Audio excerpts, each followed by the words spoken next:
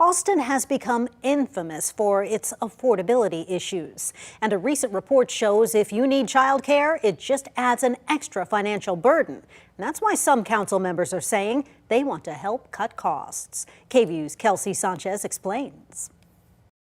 High cost and not enough access to childcare centers. That's the reality for many Austinites. And it's one Councilmember Vanessa Fuentes says she wants to change.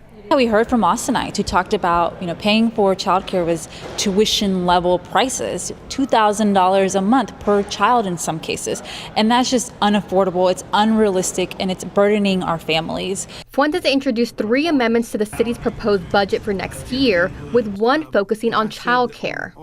Through a grant program, $250,000 would offset construction costs for at least 10 facilities in areas Fuentes calls, quote, childcare deserts.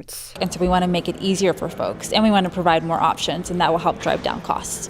Options neighborhoods in Dove Springs and Del Valle currently don't have, according to Fuentes. To help encourage operators to go into areas that are deficient when it comes to child care centers, we're committed, we're doubling down in our efforts. On Tuesday, City Council heard from Austinites about their stance over the proposed $5.5 billion budget.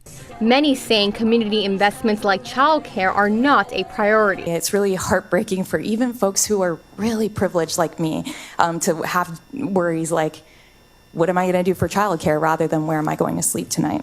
Last month, KVUE reported Travis County is the most expensive county in the state to raise a child, according to the U.S. Labor Department's Women's Bureau.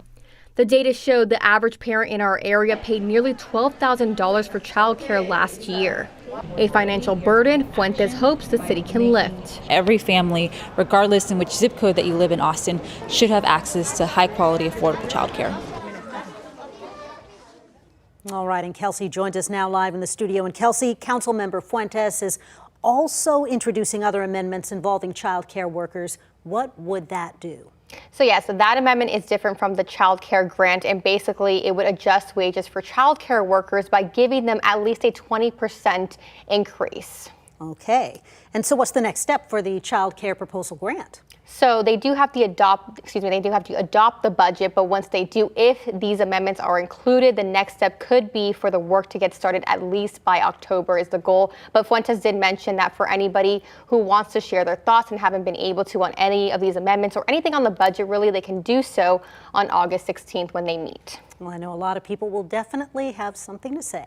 Thank you, Kelsey.